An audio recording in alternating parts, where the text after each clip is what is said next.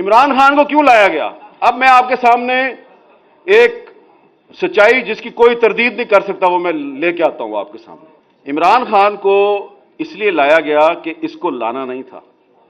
यह बात दुरुस्त है कि जनरल पाशा साहब जो है उन्होंने 2011 से काम शुरू किया था, लेकिन 2018 में इमरान खान को नहीं लाना था। 2018 के इलेक्शन से कुछ हफ्ते पहले एक मीटिंग थी।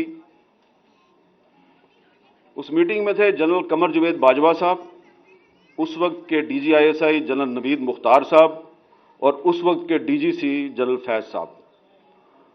और उस मीटिंग में बुलाया गया पता किसको? शहबाज शरीफ साहब को। और शहबाज शरीफ साहब को बुला के ये कहा गया जी, पूछा गया ये बताएं जी कि अगर आप मुल्क के वजीर आज़म बन जाएं तो आपकी कैबिनेट में कौन कौन होगा? उन्होंने कहा जी कैबिनेट में वही होगा जिसके बारे में पार्टी जो है वो फैसला करेगी और जिसके बारे में नवाज शरीफ साहब बताएंगे।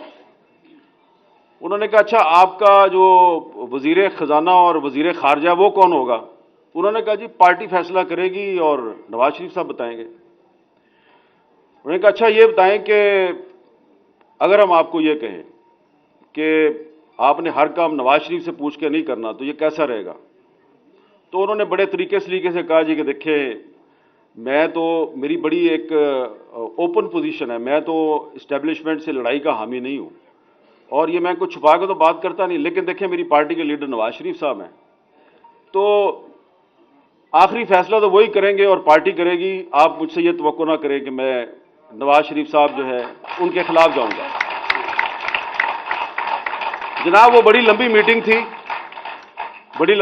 थी और मीटिंग का अख्ताम जो है वो ये हुआ कि शहबाज शरीफ साहब ने उनको कह दिया जी कि अगर आप ये समझते हैं कि आप मुझे वजीर आज़म बनाएंगे और वजीर आज़म बनने के लिए मैं अपने भाई का साथ छोड़ दूंगा तो ये मैं आपके साथ झूठ नहीं बोलूंगा, मैंने ऐसा नहीं करना। तो साद रफीक साहब मैंने आपको 3 नाम बता दिए, कमर जवेद बाजवा साहब, नवीद मुख्तार साहब, जनरल फैज साहब। अब ये 3 तो पता नहीं आपको मिलेंगे नहीं मिलेंगे, आप इनसे पूछेंगे नहीं पूछेंगे। शहबाज शरीफ साहब तो आपको रोज ही मिलते हैं ना, उन्होंने को पूछ लेना। तो आप जो बार बार हर तकरीर में ये कहते हैं कि इमरान खान को जो लेके आए वो बड़े गलत लोग थे, और बिल्कुल गलत किया उन्होंने, लेकिन इमरान खान को पाकिस्तान पे मुसल्लत करने के जिम्मेदार शहबाज शरीफ साहब भी हैं। अगर वो इनकार ना करते तो वो 2018 में ही वजीर आज़म बन जाते, लेकिन उन्होंने इस दौर में औरंगजेब आलमगीर और दारा शिकोह की जो कहानी है कि भाई को भाई से लड़ाने की जो कहानी है उसको रिपीट करना मुनासिब नहीं समझा, भाई की पीठ में खंजर घोंपना मुनासिब नहीं समझा। लिहाजा उनके उस अमल की वजह से बाजवा साहब मजबूर हुए कि इमरान खान को मुसल्लत किया जाए, और फिर उन्होंने मुसल्लत किया और फिर उन्होंने गिन गिन कर शहबाज शरीफ साहब से भी और आपसे भी उन्होंने बदले लिए और थोड़े से बदले उन्होंने ख्वाजा आसिफ साहब से भी लिए। तो इसलिए थोड़ा सा आखिर में मैं यही कहूंगा कि जमहूरियत से मायूस ना हो।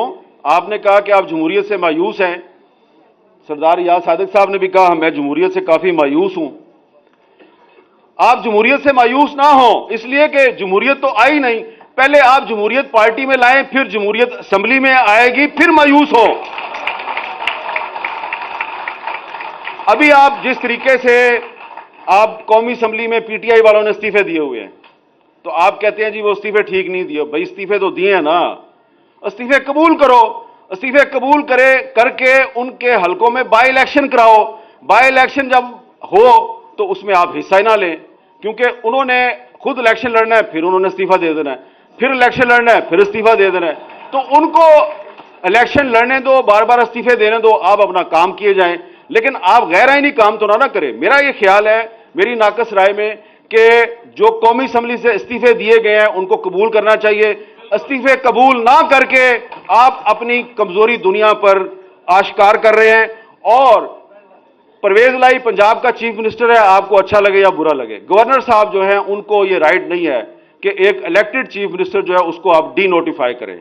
इसलिए अदालत ने उसको नोटिफिकेशन को कैंसिल कर दिया है। और परवेज लाई साहब को भी चाहिए कि अगर आपको गवर्नर ने कहा है कि आप एतमाद का वोट लें, तो भाईजान अगर आपके पास अक्सरियत है तो एतमाद का वोट लें, तो आप एतमाद का वोट नहीं लेते तो वो आपको डी नोटिफाई कर देते हैं। दोनों ही गलत काम कर रहे हैं आप।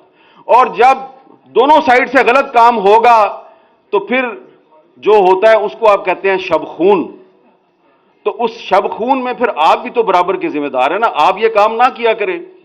आप पार्टी में जमहूरियत लाएं, सही लोगों को असेंबलियों में लेके आए, तो ये काम नहीं होगा। फिर लोटों के पीछे फिरते हैं आप और लोटों को सीट दे देते हैं आप अपनी, और अपनी पार्टी के लॉयल कारकुनों को कहते हैं कि इन लोटों को वोट दो, लोटों को जिताओ, क्योंकि उन्होंने आपकी चीफ मिनिस्ट्री और प्राइम मिनिस्टरशिप को कायम रखना होता है। तो जब आप पॉलिटिकल वर्कर को लोटागिरी के ईंधन के तौर पे इस्तेमाल करेंगे तो जमहूरियत मजबूत नहीं होगी, जमहूरियत कमजोर होगी। इसलिए ख्वाजा मोहम्मद रफीक साहब के नाम पर इस सेमिनार में आज आप ये अज़्म करें कि आप इमरान खान के बारे में सच जरूर बोलें, थोड़ा सा सच अपने बारे में भी बोलें, और थोड़ी सी खामियां अपनी भी जो है उनका भी जायजा लें, अपनी खामियां दूर करें, तो जो दूसरों की खामियां हैं वो आपकी ताकत बन जाएगी। बहुत बहुत शुक्रिया।